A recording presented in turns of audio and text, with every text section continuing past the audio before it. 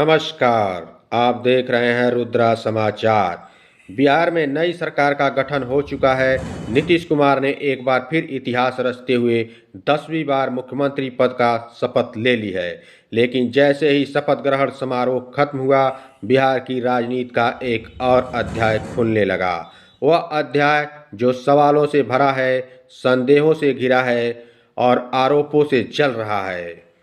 क्योंकि बिहार में एनडीए की जीत को लेकर विपक्ष के आरोप थमने का नाम नहीं ले रहे।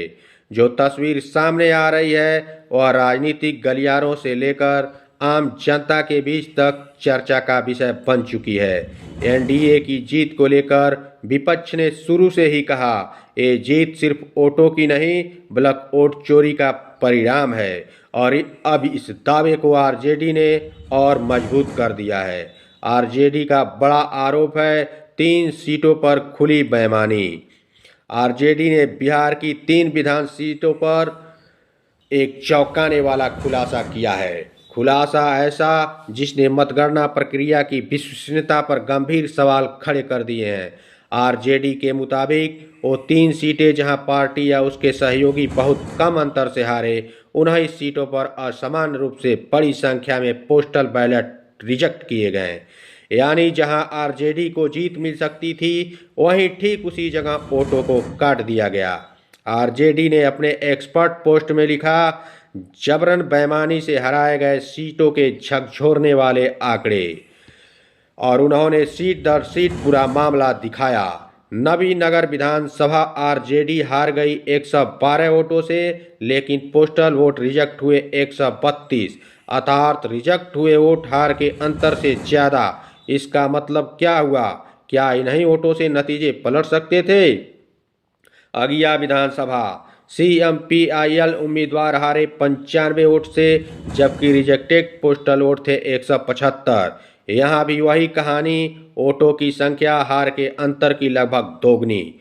संदेश विधानसभा आरजेडी सिर्फ 27 वोटों से हारी, लेकिन रिजेक्टेड पोस्टल बैलेट वोट 360। यानी यहाँ तस्वीर बिल्कुल साफ है। अगर पोस्टल वोटों को बिना आधार के रिजेक्ट न किया जाता तो नतीजा पूरी तरह अलग हो सकता था। विपक्ष का आरोप यह संयोग नहीं, साजिश है। आरजेडी का कहना है कि इतनी बड़ी संख्या में पोस्टल बैलेट रिजेक्ट होने का कोई भी तर्क संगत कारण नहीं हो सकता, और चूंकि इन सीटों पर मुकाबला बहुत करीबी था, इसलिए शक और गहरा हो जाता है कि जानबूझकर पोस्टल वोटों को अवैध घोषित किया गया है। विपक्ष का दावा है रिजेक्टेड पोस्टल वोटों में ज़्यादातर वोट महागठबंधन के रहे होंगे। इस तरह वोटों का रिजेक्शन नतीजे को प्रभावित करने वाली एक बड़ी कड़ी हो सकती है। सवालों की लंबी सूची है मगर जवाब कोई नहीं है। अब सवाल ये उठ रहा है, पोस्टल वोट इतने बड़े पैमाने पर क्यों रिजेक्ट किए गए? क्या यह सिर्फ तकनीकी आधार पर था या किसी दबाव का?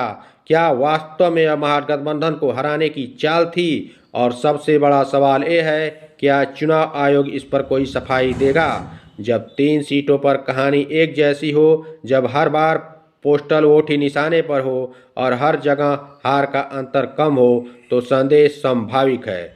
विपक्ष मैदान में वोट चोरी पर महाआंदोलन की तैयारी कर सकता है। एनडीए की शपथ के साथ ही राजनीति में एक और तूफान उठ खड़ा हुआ। विपक्ष अब नतीजों की गहन समीक्षा कर रहा है और वोट चोरी का मुद्दा धीरे धीरे एक राज्यव्यापी आंदोलन का रूप लेता दिख रहा है। अगर महागठबंधन सड़क पर उतरता है तो बिहार की राजनीति आने वाले दिनों में और गर्म और टकरावपूर्ण हो सकती है, और इससे एनडीए की टेंशन सीधे सीधे बढ़नी तय है। तो सवाल सिर्फ इतना नहीं है कि बिहार में किसकी सरकार बनी, सवाल यह है कि सरकार कैसे बनी। क्या यह जनादेश है या मतगणना का खेल है? क्या यह लोकतंत्र की जीत है या लोकतंत्र को हराने की कोशिश? इन सवालों का जवाब देने वाला सिर्फ एक है, और वो है चुनाव आयोग। जब तक चुनाव आयोग चुप है, सवाल उठते रहेंगे और वोट चोरी का मुद्दा बिहार की राजनीति के केंद्र में बना रहेगा। आप देखते रहिए रुद्रा समाचार। नमस्कार।